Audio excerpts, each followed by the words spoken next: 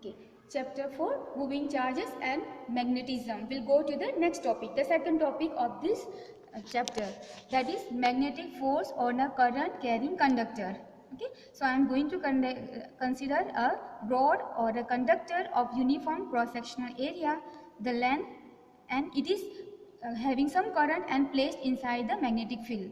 See, we have seen that when cross is written, that means the field is going inside. Okay, so field is inside here, and if it is dot, then it is coming out. So I have taken here cross, drawn cross, that means field is inside. Okay, I have written B is inside.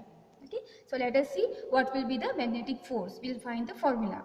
Consider a rod of uniform cross-sectional area A and length L placed in a uniform magnetic field B, and current I flows from it. Okay, so this is a figure already I said. This cross-sectional area is A, current is I, the length is taken as L, and it is placed in a magnetic field which is going inside the ball B. Okay, whenever a charged particle moves in a magnetic field, it is subjected to a magnetic force. Okay, this we saw in the last class, and that force is given by F is equal to Q into V cross B. Okay, this we did in the last class. When a conductor carries a current, free electrons move with drift velocity in opposite to the direction of current. Therefore, force on single electron is F is equal to minus E Vd cross B. Now here you have to understand that if you look here, if I have got the free electrons in these, okay, suppose there are some free electrons, then when current passes, it will have some drift velocity. Okay, so the charges are moving. Okay, magnetic field is existing, charges are moving, that means electrons are moving. If electrons moves or charge moves, then they will experience magnetic force when it is placed in a magnetic field. Okay, so the force on this conductor will be equal to force on all the electrons. Okay, so when current is flowing from here, the electrons in this will be having some drift velocity. Okay, they will move. If current is like this, they will have in opposite direction, so they will start moving. That means they have got some velocity. This conductor is placed in the magnetic field B, that means charge is moving in the magnetic field, so it will experience force. Okay, and that force is called magnetic force. And the force which electrons, there are many electrons. Okay, this electron, whichever force is experienced by the electron will be experienced by the conductor. Okay, and that force what we have written is Q into V cross B. Okay, this is the formula I gave you in the last class. Instead of Q, it is charged electron, so you put E, and V is the drift velocity of the electron, so Vd. So I have written here. Okay, and why it is negative? Because charge on electron is negative.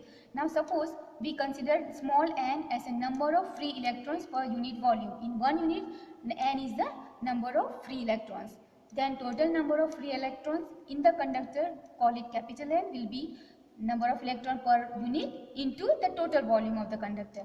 Then total volume of the conductor will be written as the cross-sectional area into the length. Okay, cross-sectional area into length will give you the total volume of the conductor, and this small n is the per unit number of free electron per unit volume.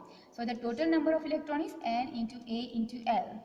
Okay, and I was saying that force acting on conductor will be equal to force on free electrons. Okay, and there are n number of electrons, so the force F will be n into F. This F is for single electron, and n is the total number of.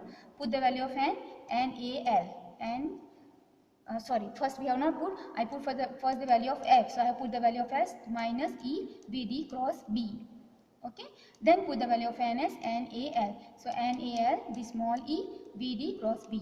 Okay, now here I am going to interchange this L and Vd. Okay, so I am interchanging this, so Vd into Vd comes here and L comes here. Now this quantity, okay, this quantity is equal to I. We have done in chapter 3.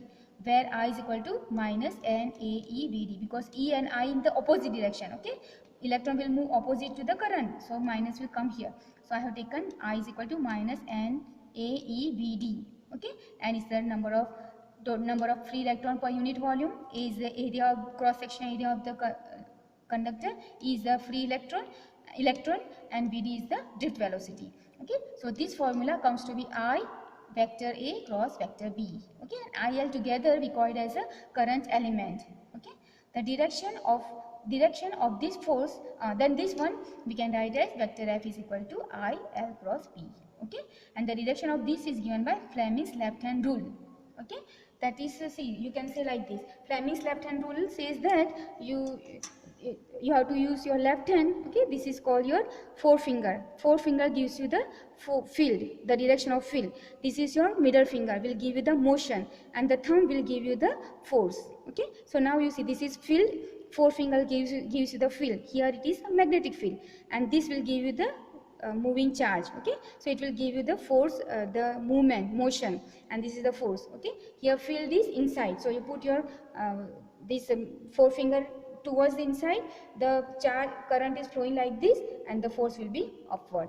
Okay, so force is upward and current is this side, so current is this side, and this is the magnetic field, so force will be upside. So force on this conductor will be towards the upside. Okay, so that is the given by Fleming's left hand rule. Remember this rule.